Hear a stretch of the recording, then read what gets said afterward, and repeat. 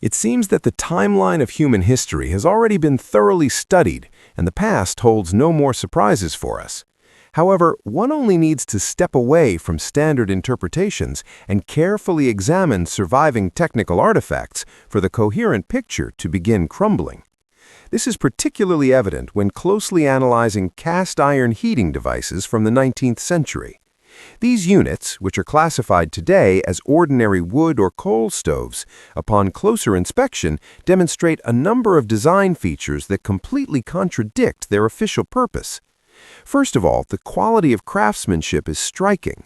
These are true masterpieces of artistic casting, with a level of detail that testifies to a remarkably high culture of production. If a need arose today to replicate such items, manufacturing processes would have to be radically changed, as modern methods often fall short of the backward technologies of the past. But if we cast aside aesthetics and approach these units from a strictly engineering point of view, an insurmountable cognitive dissonance arises. The design of these stoves comes into direct conflict with the physics of burning solid fuel. The key problem lies in the dimensions and layout of the combustion chambers. The fuel doors in many models are made so miniature that it is physically impossible to fit a standard-sized log through them. This forces us to assume that if they were fired at all, it was with wood chips or fine coal. But here the question of efficiency arises. To heat a spacious room, let alone the halls of ancient mansions with high ceilings, one would need to burn huge volumes of wood. With such a small firebox volume, the stoker would be forced to stand by the stove around the clock, adding fuel literally every few minutes, which seems absolutely irrational.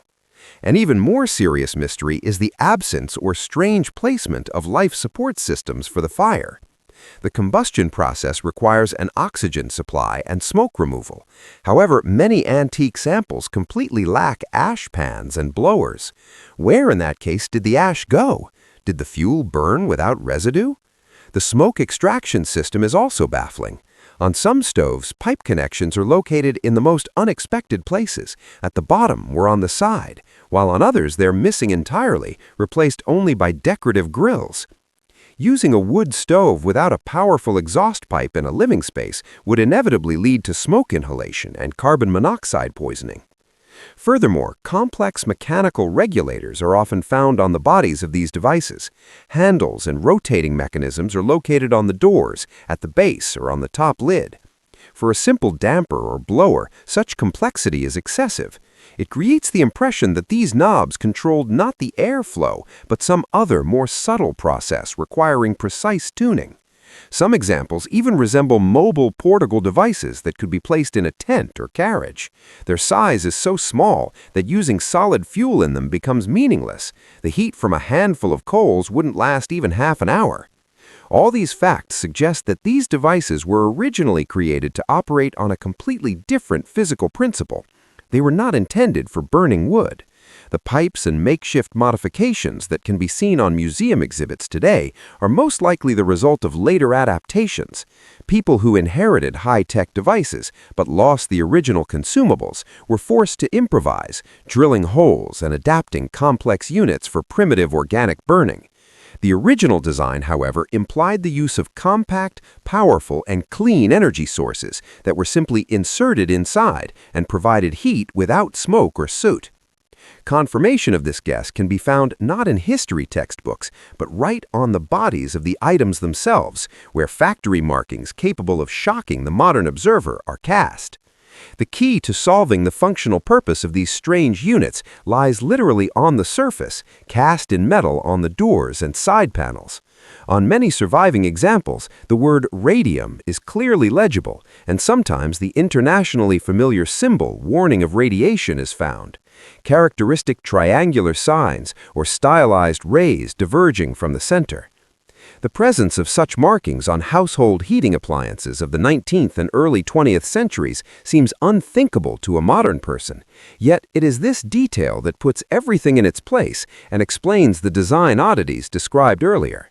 If we assume that these stoves were originally designed not as chambers for burning wood, but as containers for housing high-tech fuel elements based on radium or other radiating substances, then the engineering absurdity instantly turns into a coherent and logical system.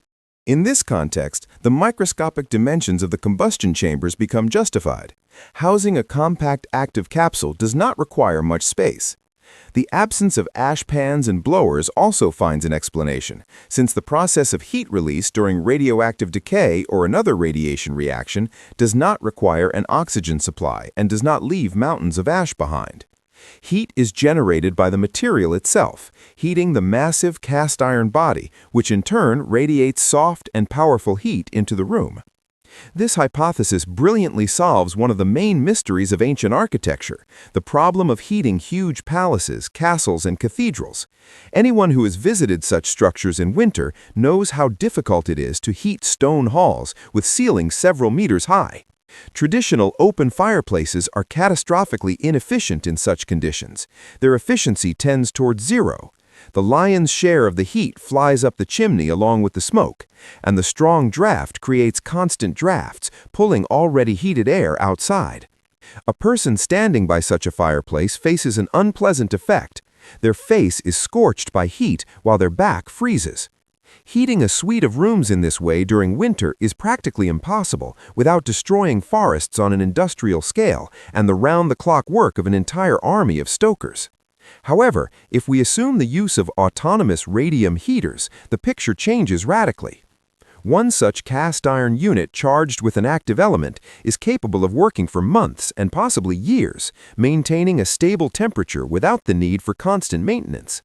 The pipes sometimes found on such designs could have been intended not for smoke, but for venting specific gases released during the element's decay, or served as part of a convection system for circulating hot air.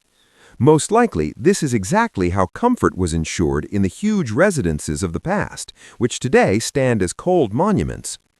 There is documentary evidence indirectly confirming this theory. For example, French postcards from the 1910s directly depict scenes of daily life with captions like "heating with radium."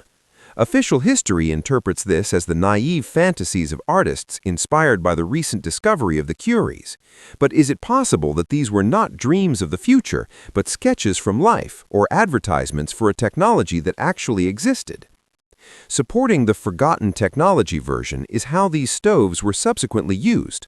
When the supply of factory fuel elements ran out and the technologies for their production were lost or classified, the owners of unique devices had no choice but to adapt them for available fuel. Wood and coal came into play, for which they had to cut holes in a makeshift manner, weld on chimneys, and put up with low efficiency, turning a high-tech device into an ordinary potbelly stove.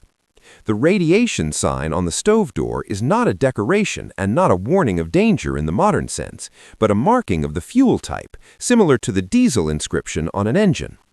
And if such compact sources of colossal energy were widely used in everyday life to heat homes, it would be extremely illogical to assume that industry and transport ignored such an opportunity.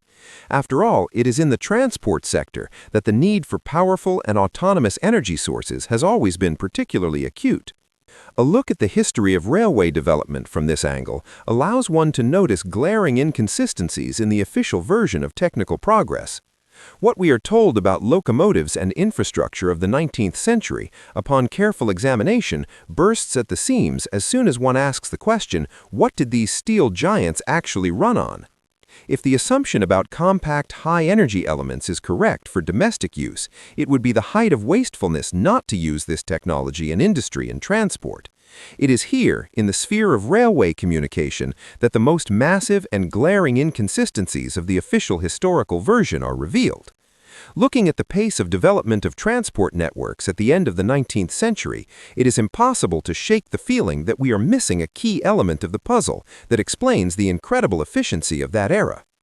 The most striking example is the construction of the Trans-Siberian Railway. According to archival data, the continuous rail track from Mias in the southern Urals to Vladivostok and Port Arthur was laid in just 13.5 years, from March 1891 to September 1904. We are talking about a distance of almost 10,000 kilometers laid through taiga, swamps, permafrost, and rock. The average construction rate was about 740 kilometers per year, and this, we are assured, was done using primitive manual labor, shovels, pickaxes, and wheelbarrows, without modern road-building machinery. Such speed seems fantastic even for today, let alone for times more than 100 years ago. Such results are possible only in two cases. Either the builders possessed technologies superior to our current ones, or they were not building the road from scratch, but merely excavating and restoring already existing tracks of an ancient global network. However, even more questions are raised by the technical device itself for which these tracks were laid, the steam locomotive. When closely studying the design of a classic locomotive of that time, one is struck by its engineering complexity. It is not just a stove on wheels, but a complex thermodynamic unit entangled in thousands of tubes, valves, pressure gauges, and regulators. The internal structure of a steam locomotive surprisingly resembles the operating scheme of a power plant on a modern nuclear submarine. The principle of operation is similar. A heat source heats water, turning it into high-pressure steam, which performs mechanical work. The only difference is that on the submarine, the water is heated by a reactor with fissionable uranium, while in a steam locomotive, as is commonly believed, it is heated by burning wood or coal.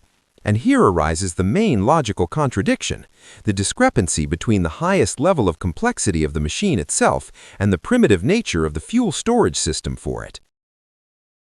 If a locomotive is the pinnacle of engineering thought, requiring qualified specialists with deep knowledge of physics and mechanics to operate, then why does the infrastructure for refueling it look so archaic?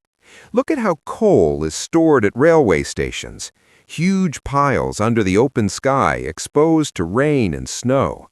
Getting wet, coal not only loses its calorific value, but also begins to rot, heat up, and often spontaneously combust.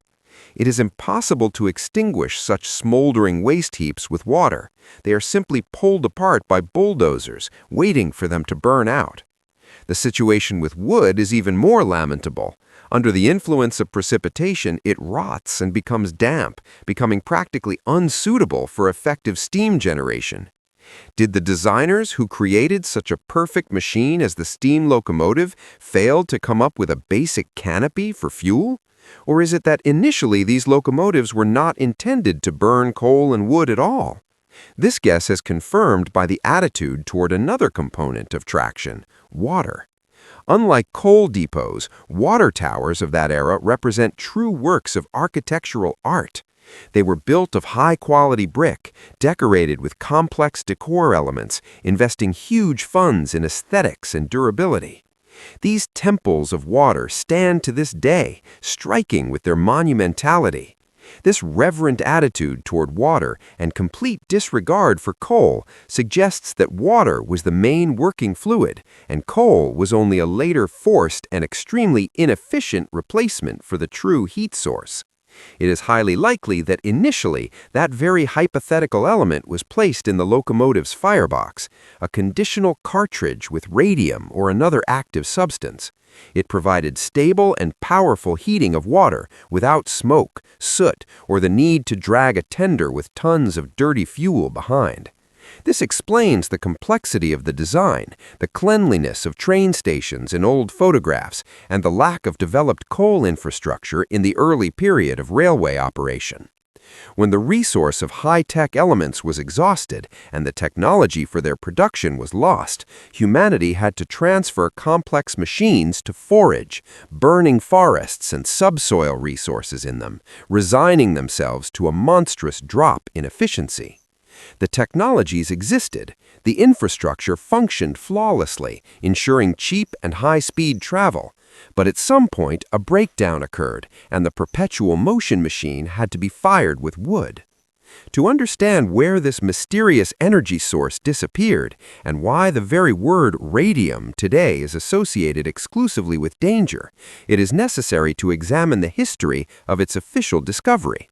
And here, when diving into the biographies of famous discoverers, the official version begins to look less like a chronicle of science and more like a poorly directed detective story with elements of mystification. The school curriculum and popular literature paint a painfully romantic but completely implausible image of the discovery of radium. We are told a touching story about the spouses, Pierre and Marie Curie, who, being poor enthusiasts, worked in a leaky shed with a dirt floor. According to this legend, they processed ore with their bare hands in simple basins and cauldrons, driven only by pure scientific interest, and in the end, at the cost of their own health, gave the world a new element. However, one only has to compare this beautiful myth with the dry figures of production reports and financial documentation of that time to see that the official version does not withstand any criticism and looks more like a cover operation for something much larger. Let's turn to the physics and logistics of the process. To obtain just 1 gram of pure radium, it is necessary to process colossal volumes of raw materials. The technological chain requires hundreds of cisterns of water, 5 train cars of various chemical reagents, 100 cars of coal to maintain temperature regimes, and most importantly, dozens of tons of uranium pitchblende. To imagine that 2 people, even geniuses, could organize and conduct such a process in the artisanal conditions of a shed is physically impossible. This is the level of serious industrial production, requiring huge financial injections and complex logistics. Here, the true curators of this project, whose names usually remain in the shadows, enter the stage. It is known that the uranium ore for the Curie experiments was provided by the Austrian government with the assistance of the president of the Academy of Sciences. But this was only part of the necessary resources. The main sponsor, who paid for the remaining 10 tons of ore and related expenses, was Baron Edmund de Rothschild. The participation of a figure of such scale, a representative of one of the richest and most influential clans on the planet, completely changes the picture. Bankers of the Rothschild level never invest funds in abstract scientific fantasies without a guarantee of a result. Most likely, the Baron knew perfectly what exactly needed to be found. One gets the impression that the task of the Curie spouses was not to discover something new, but to restore the lost technology of producing that very fuel of the past, on which both eternal stoves and locomotives ran. The elites were trying to regain control over the energy source of the previous civilization. Even more questions are raised by the biological aspect of this story, which completely contradicts modern concepts of radiation sickness. We are told that the discoverers paid with their lives for their experiments, but the facts suggest otherwise. Pierre Curie did not die from radiation at all. His life ended tragically and quite suspiciously under the wheels of a horse-drawn carriage just a few years after receiving the Nobel Prize. Was this a way to eliminate a witness or participant who learned too much about the real properties of the substance being extracted? Marie Curie, who worked for decades with radium, polonium, and uranium without any protection, literally carried test tubes with isotopes in her pockets and kept them at her bedside instead of a nightlight. By today's standards, she should have burned out in a matter of months. However, she lived to be 66 years old, a very respectable age for that time. Moreover, 2 years after her husband's death, continuing active work with radioactive substances, she began a passionate romance with a young officer, which testifies to excellent physical health and high vitality, and not at all to the fading of the body. Radiation, it seems, not only did not kill her, but possibly stimulated her life forces. The most compelling proof that we do not know something about the nature of that historical radium is Marie's children. Her second daughter, Eve, was born during the period when her mother was already working closely with concentrates of radiating substances. According to modern medical canons, the child should have received serious genetic damage. But Eve Curie was not only born healthy, she lived an incredibly long and full life, passing away at the age of 102. She was a beautiful, talented, and energetic woman who outlived almost all her contemporaries. Her older sister, Irene, also followed in her mother's footsteps, worked with radiation, and lived a decent life. A paradoxical situation arises. On the one hand, 1 gram of radium cost fabulous money, more than 200 kilograms of gold, and its extraction was financed by the richest people in the world. On the other hand, people who were at the epicenter of radiation demonstrated enviable longevity and health. This suggests that the substance they were extracting was not a deadly poison, but a powerful source of energy and possibly biological stimulation. But if this is so, why was a global information campaign subsequently launched, turning the word radiation into a synonym for inevitable death? And how to explain the fact that with a cost exceeding the price of gold hundreds of times, products with added radium suddenly flooded pharmacies and stores all over the world, becoming available to every layperson? Here lies another grand mystification. Analyzing the history of humanity's interaction with radium, we encounter an economic paradox that upon closer inspection looks like a frank mockery of common sense. This contradiction is so glaring that it alone is capable of destroying the official version of events. Let us recall the dry facts. The extraction of radium was a process of incredible complexity and high cost. The market value of 1 gram of this substance at the beginning of the 20th century was equivalent to the cost of more than 200 kilograms of pure gold. It was the most expensive material on the planet, available only to selected financial clans and government structures. And at the very same time, as if by the wave of a magic wand, the shelves of shops and pharmacies were flooded with mass consumption goods with the proud prefix radium. Advertising brochures of that time are full of offers: toothpaste with radium for a white smile, radioactive powder for glowing skin, chocolate with radium for vitality, and even water enriched with radium emanations as a cure for all diseases. There were special household dispensers, revigators, which allegedly saturated drinking water with healing energy at home. Here arises an elementary arithmetic problem that has no solution within the framework of official history. How could a substance, a gram of which costs a fortune, end up in a tube of toothpaste costing a few coins? If manufacturers really added pure radium there, the price of such paste would exceed the budget of a small town. If they put microscopic homeopathic doses there, then there could be no physical effect which the advertising shouted about. There are only 2 logical exits from this dead end. The first option: it was a grandiose marketing scam comparable to modern nanotechnologies in cosmetics. Enterprising dealers, taking advantage of the hype around the new discovery, sold dummies to the gullible public. Instead of precious radium, cheap phosphor, or at best, pennyworth thorium salts and other less active elements were added to the composition to create the appearance of science. People paid for a beautiful name without receiving either the promised benefit or real harm, except for emptying their wallets. The second option is much sinister and implies the existence of a long-term strategy to discredit the energy source.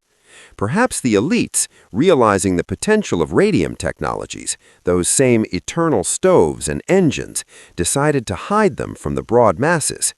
But it was impossible to simply ban what all the newspapers were writing about. Therefore, an operation was launched to desacralize and subsequently demonize the substance. First, radium was turned into a laughingstock and a household toy, reducing a great technology to the level of a corn remedy and face cream. And then, when the market became satiated with these dubious goods, the pendulum was swung in the opposite direction. An information campaign began based on real or fabricated tragedies. The story of the radium girls who painted watch dials and received serious illnesses was replicated with maximum coverage. Suddenly, the life-giving ray was declared an invisible killer. This allowed for the introduction of strict state regulation, the confiscation of all free stocks of radioactive substances, and the monopolization of this sphere under the pretext of public safety. The psychological effect was achieved brilliantly. The average person developed a conditioned reflex. The word radiation became synonymous with agonizing decay and an inevitable fatal outcome. Fear paralyzed any desire of independent researchers to work in this direction. Who in their right mind would build a generator in their garage based on what is generally believed to kill everything living? Thus, humanity voluntarily gave up the search for autonomous energy sources, returning to burning hydrocarbons and becoming dependent on centralized fuel supplies. But is the nature of this phenomenon as unambiguous as we were taught in the mid-20th century? Does any ionizing radiation really bring only the destruction of biological tissue? Observations of nature and certain historical paradoxes force us to doubt this dogma. There are facts that science prefers to ignore, as they completely cross out the created picture of the world, where radiation is absolute evil.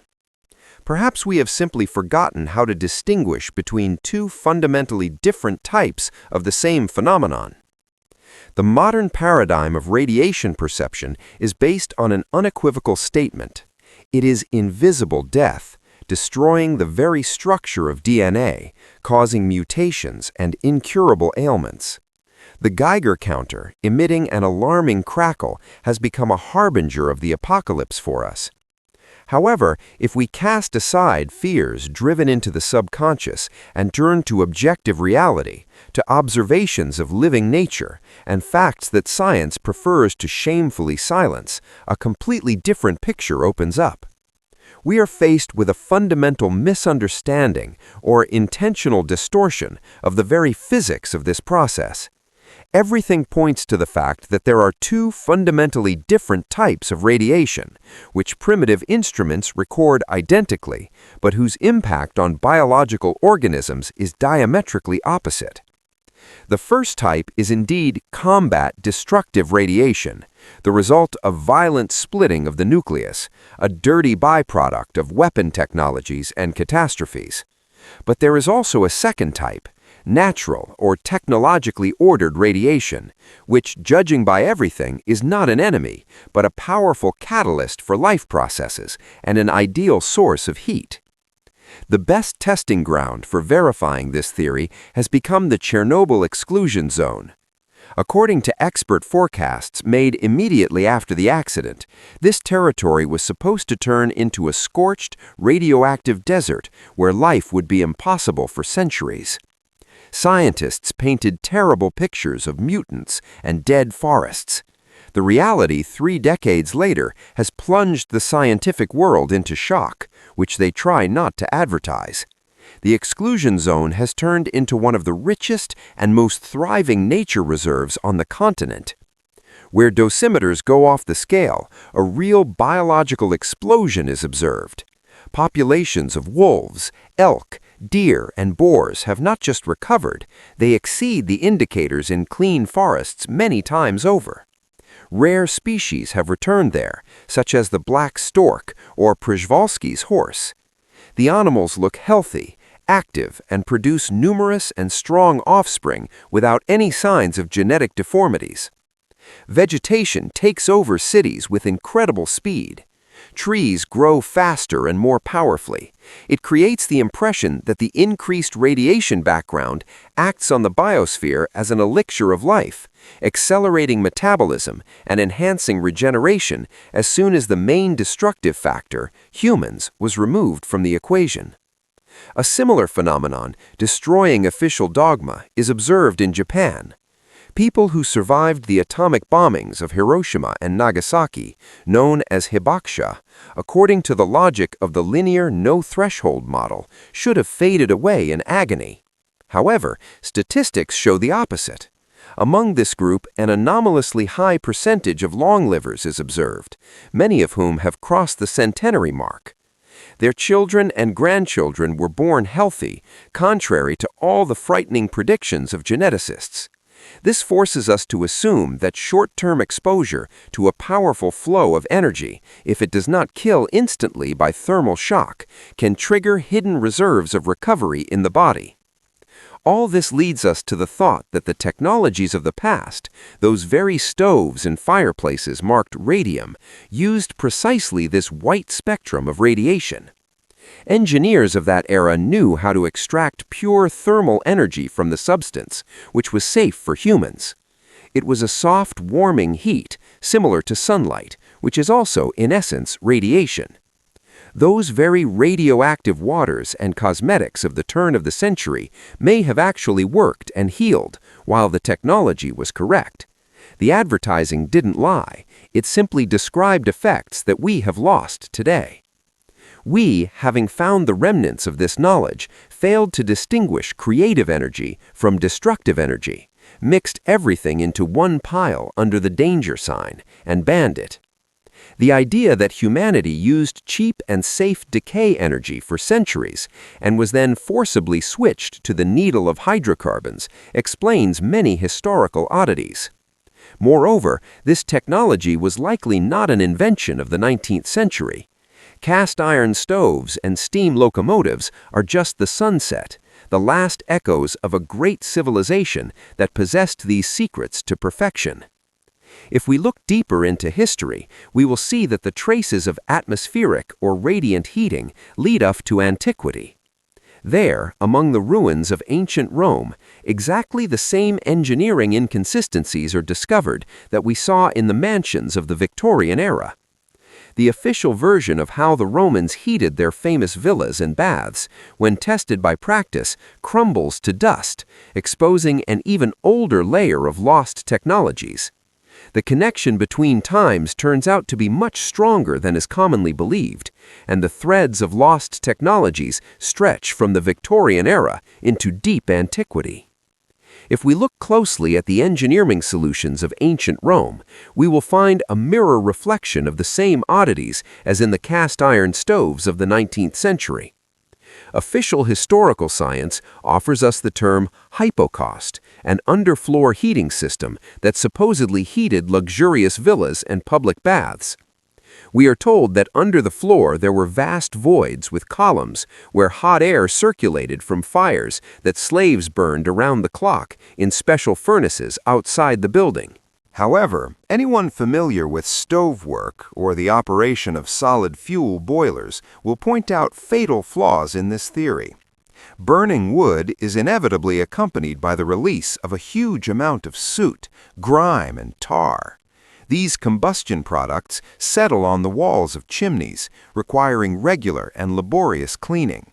If this is not done, the passage section narrows, the draft disappears, and most terrifyingly, the accumulated soot can ignite, creating a temperature capable of destroying stone. Imagining the process of cleaning a labyrinth of low underground channels less than a meter high is practically impossible. How could a slave crawl into these narrow, soot-filled catacombs to clean out layers of soot accumulated over many years? This is a technically impossible task. But the most damning argument against the wood-burning version is provided by the ruins themselves. During excavations of Roman baths and villas, archaeologists find those very underground spaces. And what do we see? The brick and stone inside these chimneys are pristine. There isn't a centimeter of carbon deposits, no traces of thermal destruction, no ingrained soot that should have inevitably soaked into the porous clay over centuries of operation. These surfaces look as if they were laid yesterday. They have not seen open fire. This is physical proof that the heat carrier was fundamentally different. The Romans, like the engineers of the 19th century, used clean energy. The pillars under the floor served not as smoke splitters, but probably as heat accumulation elements or nests for placing those very active elements we spoke of earlier. The energy source was placed in the underground space, heated the stone mass, and the warm floor gave off soft, uniform heat into the room, without smoke, without carbon monoxide, without the need to cut down forests around the city and keep an army of stokers. It was a technology providing autonomous comfort for decades with a single load. Thus, a complete picture of global technological degradation emerges before us. We live on the ruins of a civilization that possessed the secret of obtaining cheap, if not free, energy. Whether it be Roman villas or tenement houses of St. Petersburg in the 19th century, the principle was the same. Buildings were designed for autonomous heat sources that did not require connection to mains. Huge windows, high ceilings, the absence of vestibules in old buildings, all this was calculated for a powerful and constant flow of heat that did not need to be saved. However, then a certain global failure, catastrophe, or division of the world occurred, as a result of which the key element of the technology, the fuel itself, was confiscated, banned, or lost. Magnificent engineering systems turned into useless decor. The heirs of the great era had to adapt to the harsh reality. Punching through walls for chimneys, installing ugly pipes, filling unique underground systems with earth, and switching to primitive burning of organics. The saddest part of this story is the economic aspect. The transition from autonomous eternal sources to combustible fuel marked the beginning of the era of energy slavery. It is impossible to put a meter on the process of atomic decay or the operation of an ether capacitor, but it is very easy to sell people coal, wood, gas, and electricity, forcing them to pay for every kilowatt of heat. Perhaps that is why radium technologies were so carefully discredited and then erased from memory, replaced by fairy tales about bonfires under the floor and primitive stoves. In conclusion, one thing is worth saying. The world around us is full of silent witnesses to a different past. They stand on the streets of our cities, in museums, at train stations, and in old estates. Official history tries to throw a veil of habitual explanations over them, but this fabric bursts at the seams at the slightest touch of logic. It is enough just to stop taking textbook texts on faith and start looking at things with your own eyes, asking inconvenient engineering questions.